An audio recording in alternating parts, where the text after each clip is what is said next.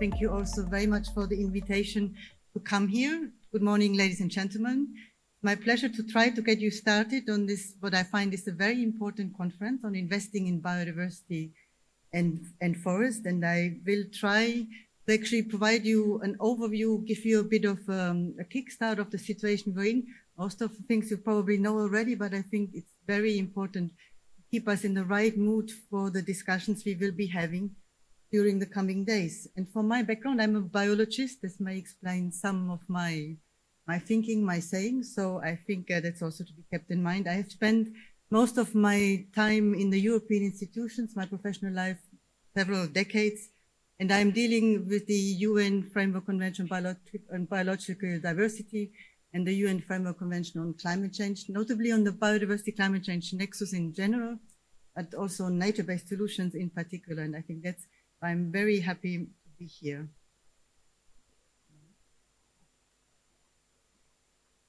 Where do I point here? Oh, okay. Well, first, before going into the matter, I really want to make a reality check. What do you see here? I think you do agree it's emergencies. All these pictures show emergency caused one way or the other, directly or indirectly by human beings. Yet if you look at the picture to the left, I mean, this is a result of armed aggression. There we immediately react towards the emergency. You can see it. I mean, countries immediately react in terms of an armed aggression.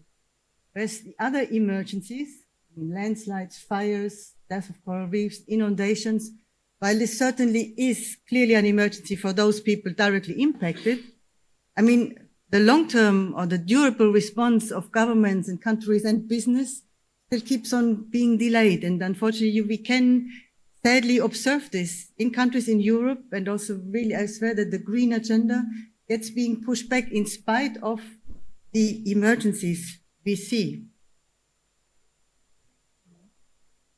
And truly, we can be certain that we are in a planetary emergency that is caused by interdependent climate change and biodiversity loss and pollution, the so-called triple crisis. And actually, we have let it go so far, we have pushed some of these several Earth systems close to tipping points, possibly cascading tipping points. Now, some experts already say could even be beyond. I mean, for example, if we speak about the ice melting in the poles, Arctic and Antarctic, things are happening faster than we thought it would. There's also the fact that here the warming in the pole regions is actually already beyond 2 degrees warming. 2 degrees warming is not unilevel all over the globe. And then we also already know since the IPCC 1.5 report that the warming of 1.5 or 2 degrees global warming would actually be beyond the viable limit of coral reefs.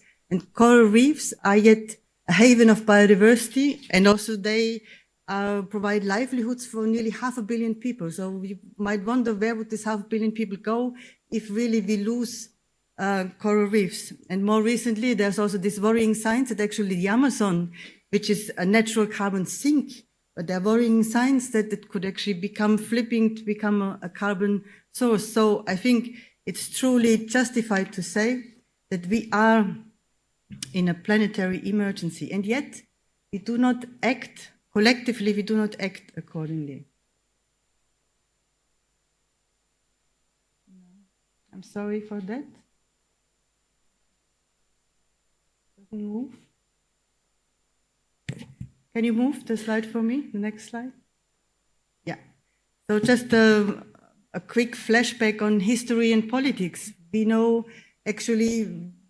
about all this, I mean, the warming through the greenhouse gases. We know this for decades. We know about their impacts. We have done a lot.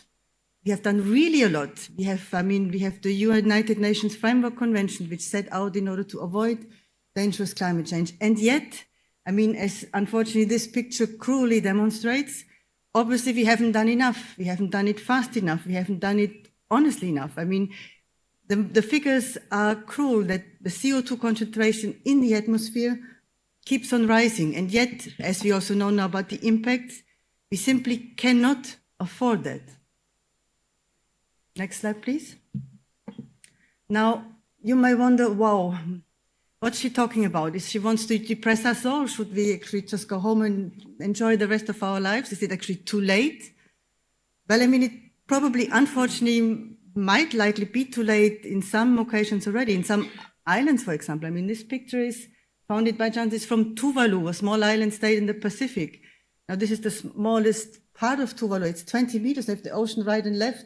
I don't even know when this picture was made. I mean, is this streets, I mean, does it still exist? I don't know. Another random example on the impact on the living world, I mean, on species with whom we share this wonderful blue planet. I mean, just probably heard about that from observed penguin colonies. This year, actually, they lost all their offspring. And why? Because, I mean, now you have rain in the Antarctic, something you never had before. And now while the penguin chick is very adapted to cold, I mean, because it has these fluffy feathers, so they can stand really dry cold, but they're completely defenseless against being wet. So they are wet, they cannot dry, and actually they quite miserably freeze to death. And this has happening in these observed colonies, and probably very likely that it's been happening in also here. Maybe it comes too late. So reason more that we really need to act on this planetary emergency as an emergency. And that's my main kind of message that I really try to want to guys. We need to accelerate the implementation of technological and nature-based and societal solutions. Now, the technological solutions, decarbonization, energy efficiency, phasing out fossil fuels, pushing renewable energies, all that. Nature-based solution, meaning this working with nature for people. Or if I want to be more detailed, I work with nature, with people, for nature, for people. And then societal solutions, such like, I mean, overcoming this really narrow growth paradigm that has already been stated in one of the key messages of the global assessment of the Intergovernmental Platform for Biodiversity and Ecosystem Services. As long as we only look for gaining financial profit, we really have little chance to get out of this planetary emergency. And other societal solutions could imagine dietary changes. It's, really working on a circular economy, reduce waste, look at having less material input and so on. So there are many measures, but we want to concentrate on the nature-based solutions. Now, it needs really an effort. Nobody can do this alone. No business can do this alone. No government can do this alone. So we need the implementation on all levels: local, subnational, regional, national, international, individual. The key is really the end, and the key is the collaboration in solidarity. And why are nature-based solutions then so important? This picture from NASA, maybe some of you have seen it already, but I think it's very important to keep in mind the orders of magnitude about the carbon cycle. What it shows is that the natural world, the marine and terrestrial ecosystems together combined, have actually over all these years absorbed half of the anthropogenic CO2 emissions. In spite of, as I've shown in the other curve, our emissions have risen over the past 50 years tremendously, and still nature managed to buffer this impact and absorbed half of the anthropogenic emissions. Now, so it managed to increase its capacity, but unfortunately, as I said also before, we are nearing this tipping point. So we cannot count on this ecosystem service, on this crucial ecosystem service going on forever, because at the same time, unfortunately, we have degraded ecosystems. We are losing ecosystems, and so with the ecosystem lost, also we lose the crucial ecosystem service. And if you just look at the sheer number of this carbon cycle, it shows you that it's actually an order of magnitude 10 times higher than what is the industrial emissions. So what I want to show with this is how important, how crucially important it is to protect, restore sustainable use and manage ecosystems. In addition, of course, to reduce our anthropogenic emissions. We need it both. It's not an either or, it's a both and. And if you look at this order of magnitude of this capital ecosystem service, I hope you agree with me that we really have no chance that this could ever be taken over by a technology, because it's also here now that we talk about carbon dioxide removal, you can hear voices that we could possibly do this with human ingenuity. I'm afraid here we really need to make sure that nature stays our friend and nature does not become our enemy. Now, very fortunately, I find in this area of nature-based solutions, science and policy are really well in sync. I mean, in terms of what we mean when we talk about nature-based solutions. Last year at the United Nations Environment Assembly, countries agreed on a definition on nature-based solutions, a multilaterally agreed definitions. They said nature-based solutions are actions to protect, conserve, restore, sustainably use and manage natural or modified terrestrial, freshwater, coastal and marine ecosystems which address social, economic and environmental challenges effectively and adaptively, while simultaneously providing human well-being, ecosystem services and resilience and biodiversity benefits. As you can see, I don't know it by heart myself, even though I've read it, said it very often, so it really is a handful, but it really shows the whole wealth and power what nature-based solutions deliver. Nature-based solutions deliver multiple benefits for people, for nature and for climate. It goes well beyond carbon. It's not only carbon. And as you can see, the part of, in the science domain where nature-based solutions are discussed, this definition is confirmed. Now, in the policy sphere, here I would like to show you the European Green Deal, which probably many of you hopefully are aware. Since a couple of years, we have the European Green Deal as our roadmap to transform EU's economy for a sustainable future. At the heart of this European Green Deal is the ideal of leaving no one behind and designing a set of deeply transformative policies under the do no harm principle. Now, I'm actually quite proud to say that in these 4 years since the European Green Deal has been launched in 2019, we've been working very hard, and you have seen the coming out of really a whole series of strategies, action plans, roadmaps and laws in order to get to these objectives.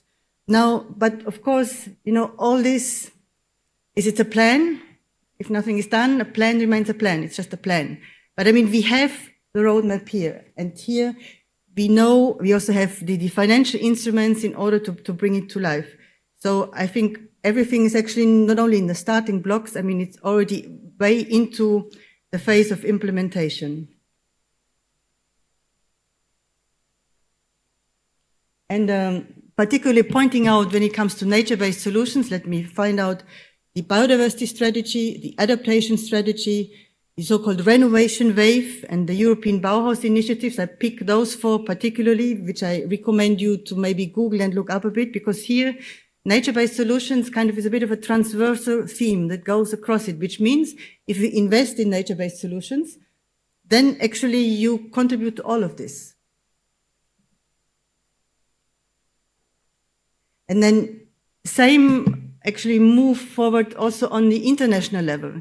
I already talked about the United Nations Environment Assembly, and then at the COP27 last year, the so-called ENACT partnership was launched by Egypt, COP president, together with Germany, and that's a partnership to enhance nature-based solutions for an accelerated climate transformation. So another idea in order to accelerate the implementation. Now this ENACT partnership is to provide a hub for parties and non-state actors, so non-state actors equally business, working on nature-based solutions to collaborate and leverage support across the 3 Rio conventions on biological diversity, climate change, and combating desertification. And then, last year, probably the highlight of last year, at least for those of you working in the biodiversity sphere, was the adoption of the Kunming-Montreal Global Biodiversity Framework, where countries agreed on a roadmap how we can halt and reverse biodiversity loss over the next decade. But of course, there's a lot to do, but it was really a tough work. It led to 4 years of tough negotiations, finally culminated in this network. And we have specific action-oriented targets, and one of the targets is dedicated to climate change, and it really aims for the increasing of implementation of nature-based solutions. And we think now, together with the Paris Agreement and the Kunming-Montreal Global Biodiversity Framework, we have a holistic roadmap to reduce the emissions and halt and reverse biodiversity loss and get to this sustainable future where we can really durable live on this planet. Now,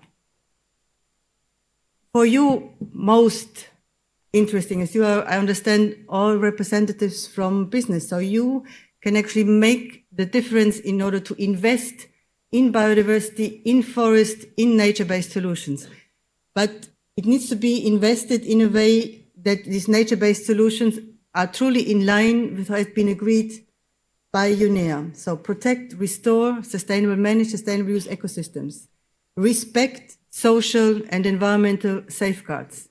And also always having in mind that, of course, nature-based solutions do not replace emission reductions. So when we speak about offsetting, it always gets a bit twisted, because offsetting still doesn't give you any gains. So at the end, your balance must be positive. So you need to give more back than you have emitted in the first place.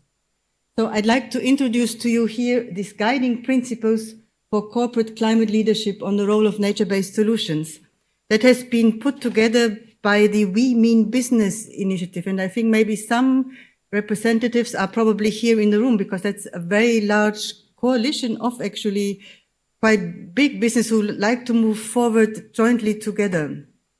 And these principles have been worked out by the Exponential Roadmap Initiative together with the Potsdam Institute for Climate Impact, so-called PIC. And now what does it say? It says for companies who want to establish themselves as climate leaders, so they need, first of all, cut emissions from across their value chains in line with science. So we should really be very honest in not trying to, to manipulate, not manipulate, but massage the numbers, but really keep in line with science. Better protect and manage and restore nature within company value chains are as part of their emission targets. So not only think about the technology, but also think about how you can invest in protection of nature. And this investing now in protection and restoring of nature beyond their value chain. So not only think in terms of your business basically on site, but really on the business impact beyond the value chain. So in here, it's a couple of principles they have identified. Reduce emissions in your own business as fast as possible. Try to really use all possible ways you can find and be very creative. Cut land-based emissions in your value chain. So look beyond the frontiers of your business, beyond the wall of your business. Invest in nature-based solutions beyond your value chain. That was what I said before. And then ensure responsible policy engagement, meaning respect our agreements, the Paris Agreement and the Kunming-Montreal Global Biodiversity Framework. And of course, on all this, you need to report and communicate transparently and also honestly. Monitoring is a key for successful implementation of nature-based solutions. We need to have indicators how we actually measure the impact of the activity that we have. And here fortunately we can draw on the knowledge and the findings of many years of research investment from the European Union under Horizon 2020 and Horizon Europe that worked out on nature-based solutions, indicators of performance in various sectors. You will be guided along with specific questions, and you can find the indicator that fits into the relevant sector. So it is very detailed, a very detailed work that has grown on this big investment of the research departments. There actually was a collaborating of more than, I think, nearly 20 EU-funded projects that have worked together on this. So with this, I actually come to the end, and I'd like to keep you with this image, which also probably some of you might know. When I see this, I'm truly fascinated by it. It sees this blue whale. That's kind of really the atmosphere, that really separates us from the universe. And that's what makes us, what gives us the power to live here on this planet.